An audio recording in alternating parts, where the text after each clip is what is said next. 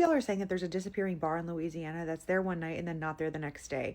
I'm going to tell you everything I know about it, but I'm really looking for other people to weigh in. If you know about this, if you've been there, to let me know what's going on, because now I'm curious. So what happened was last night I posted a story for my series Spooky Scary Storytime, which is a series where I share listeners' allegedly true stories about the creepiest or most unbelievable things that's ever happened to them.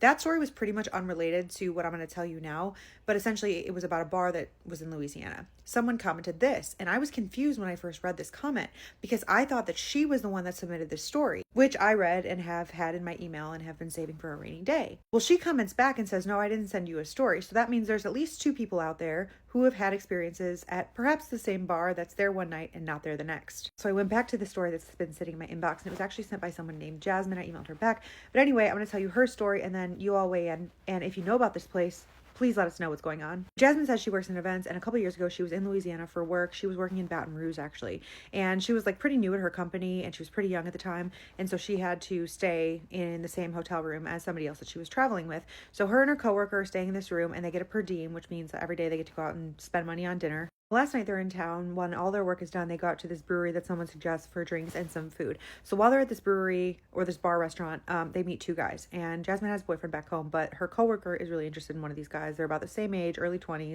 Dressed nice. Jasmine says that they're not dressed in a way that anyone that she would know from home would dress. Like they're wearing suspenders. They're wearing like these cute little hats. She said they were really polite, really southern, and she was entertained by the way that they talk. Coworker really seems to be hitting it off with one of the guys, and they end up saying like, do you guys want to go somewhere that only the locals know about? We can take you, like we can drive you guys there. And Jasmine's coworker really wants to go, but Jasmine's like, I don't know, like we don't know these guys. And they're just like, no, come on, like it'll be fun, like you don't have to stay out late, like we don't have to do anything, like let's just go. You guys should really experience, Louisiana. Jasmine's coworker goes to the bathroom with her. She's like, please, can we go? Like I just want to, like, I don't know, like I really like this guy, it could be fun, whatever. It always be the little hot girls. I hate when people go out of town and you want to be promiscuous. This is not the time to try to be promiscuous and be a hot girl. You don't even know where you at, man. Like, when people go out of town, they get so loose. That's one thing I'm going to teach my daughters. Anytime you out of town, make sure that you more aware. Like, it's stupid to go out of your comfort zone just to get more loose. Like, I don't understand this shit, but let's go. And Jasmine's like, okay, fine. She sends her location to her boyfriend, so somebody at least knows where she's at. They get in the car with these two guys, and these guys start driving, and then they notice, like, as they're driving, that the city kind of falls behind them, and it's getting darker and more rural. There's fewer trees, more lights, more open land, but they're all talking and laughing in the car. Jasmine, after like 20 minutes, she's like, hey, how much farther is this place? Because she notices, like, they're not in Baton Rouge anymore. Doesn't recognize anything, not that she really would anyway because she's not from there, but she said they were taking like rural roads, but the guys seem completely comfortable. Jasmine's trying to play it off. She's like, yeah, I just don't know how late I want to stay out. And her coworker's like, no, it's fine, like it can't be that much farther, right guys? And we're like, yeah, it's probably like another 20 minutes. So 20 minutes they pull up to this like unassuming wooden building. It's just standalone at the edge of what looks like a field, but there's Bro, this motherfucker look like some off centers. They in that dance and looking crazy, and you finna go in there too. Hell no, take me back. Please, Mr. Sir, take me back, please. Just do anything. If you feel your intuition telling you don't do it, or it's not right, then 9 out of 10 is probably not right, crazy people. Like, don't do anything. store across the street from it. You can see there's lights on inside, but it doesn't seem like a bar. Like there's no signage. It could be missed easily, right? Like it's clearly a spot that only locals go. But they walk in, the guys seem to know everyone. They're saying hi to everybody. And Jasmine notices everybody's wearing like long dresses, pleated skirts, button-up blouses. Men are wearing suspenders and flat caps, and they're dressed like these two guys that they just met. Pretty much immediately when they walked in, Jasmine says she felt embarrassed. Like she felt completely overdressed. Her and her coworker kind of exchange a look like, I don't know if we're supposed to be here. And also the whole bar is like dimly lit. There's smoke everywhere. There's no TVs on the wall, and people are drinking out of like absinthe rips. Like it is a spot, not something they're used to. People are looking at them when they walk in. Like they're definitely clocking them as like, you're not from around here. Nobody says anything to them. And the guys kind of are calming down the crowd. Like, come on guys, don't be rude. Just go back to your drinks. Leave them alone. So the girls go up to the bar. The guys are like, we got you. The coworker tries to order a Captain and Coke, and the bartender's like, I don't know what that is. And she's like, you don't know what Captain and Coke is? And he's like, no. And she's like, okay, well, how about a like some kind of flavored vodka? And he's like, no, we don't have that. How about an Sazerac? The coworker's like, I don't know if I like that. I don't know what that is. And he just says, no, you'll like it. And the bartender looks at Jasmine, and he's like, you'll have the same thing, right? And she's like, I guess so. The guys that they're with pay in cash. They stayed for like 2 more rounds. Said she was just kind of sitting there texting her boyfriend. There was a jazz band playing. There wasn't like a DJ or like music over the radio or anything. It was a live band. So after talking to her boyfriend for a minute, he basically convinces her that this is a bad idea. He's like, you don't even know where you are. Like, you should leave, you know, get your coworker and call an Uber. Coworkers basically cuddle up to the guy that she's talking to. Bro, I wish my girlfriend would tell me that she out of town. She done hopped in a car with some dudes that she don't know, following after her friend, bro. I would have been cussed that lady out so many times. Cause it's like, I hate for my mate to do dumb shit. Especially don't do nothing that I want to do. And that's some shit that I won't do. Why the fuck would I jump in the car with a stranger in New Orleans, Louisiana? If you know anything about New Orleans, Louisiana, Baton Rouge, they heavy on witchcraft and stuff like that, bro. These people literally is living below sea level. Like, this shit ain't normal, bro. When they bury their people, they got to put them on top of the grave. Look at it. Look it up if you don't believe me. But let's go. This point at the bar, and Jasmine kind of has to like drag her away. She's like, you know, just exchange numbers. So she tells the guy, okay, like, we have to leave, it's getting late, you know, what's your number? And he's like, I don't have a phone. She's like, you don't have a phone?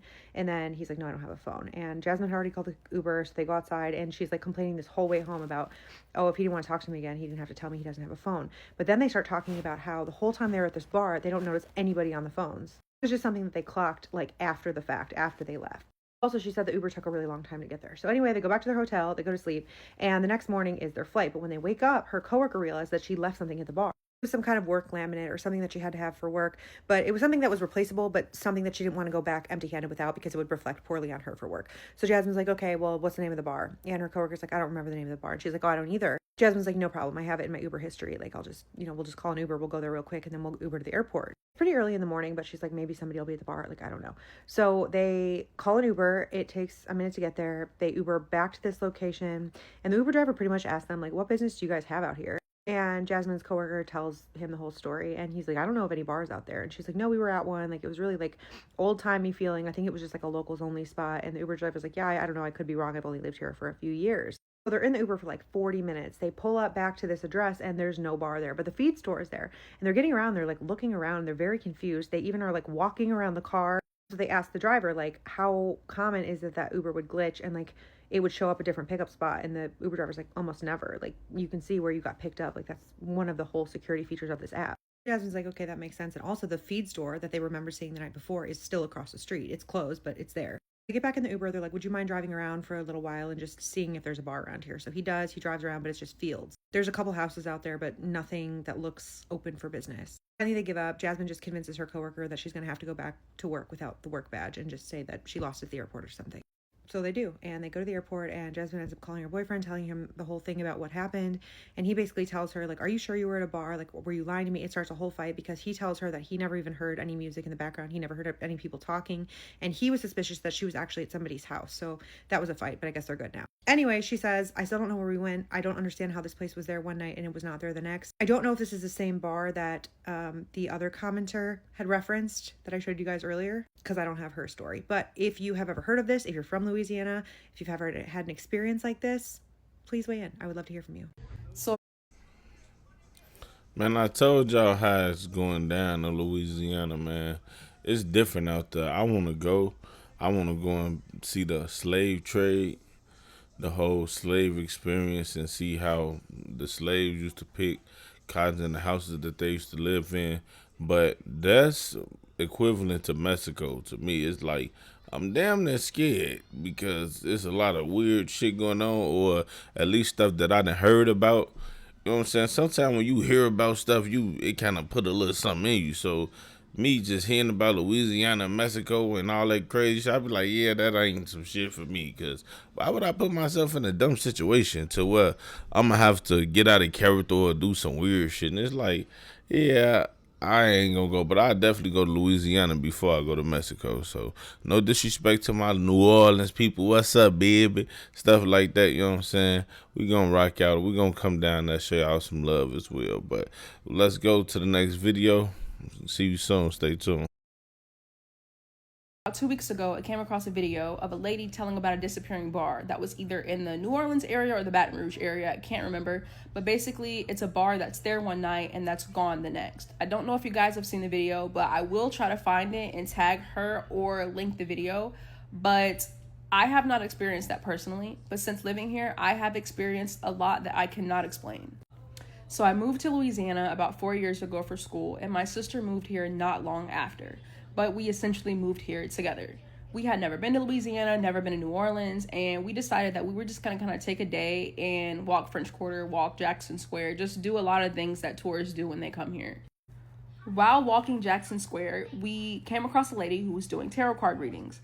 I don't get tarot card readings, but my sister, she decided she was gonna get one. So she got one, and the lady told her things that were either currently true in her life at that time or things that were literally about to happen in the following months. Those things did come true, and what the lady told her currently was happening was also true. There was no way she could have known those things.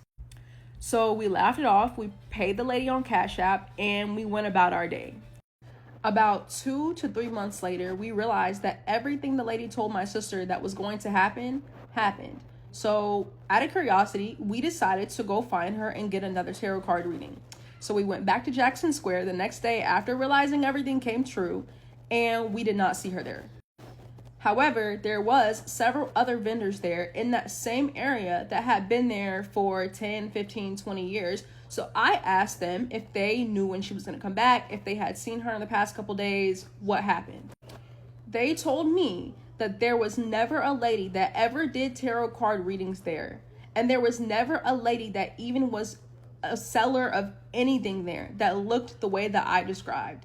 They basically told me she had never been there. There was never anyone who did tarot card readings there. And there was never anyone who sold things there that looked like her. And they had been there every single day for the past 10, 15, 20 years. So I was freaked out. I thought I was going crazy. I'm like, there's no way that we imagine this, dream this, whatever. So I go on Cash App to see if I can try to get a name. I paid her on my Cash App. There was no Cash App transaction at all. The transaction was gone. It was like it never came from my bank account. The money was not missing from my bank account. It was like I never paid anybody at all. Although the same day that I paid, I watched the transaction go through with my own 2 eyes. However, it just was not there at all. If you ask me, I think that maybe New Orleans got some time lapsing going on or something like that. Because if you ask me, I think that time lapsing and things of that nature is real. How else can we even explain this unless they are having interactions with different spirits that don't know that they are not on earth? Stuff like that be happening, man. I'm a big spiritual person. I do believe in a higher power. But this is crazy, man. What do y'all think? Have y'all ever heard of something like this? Have y'all went through something like this? Or do y'all even know somebody that went through something like this? If y'all know somebody who went through something like this, please drop it in the comment. Just share your story with us so we can check it out and give y'all our feedback. Because I want to go to New Orleans, but stories like this is what kind of keep me like, yeah, I'm going to go ahead and stay in Chicago, baby, because I can't do it. But it's your boy Schoolie, and took me to get my friend. I'm out. Let's go.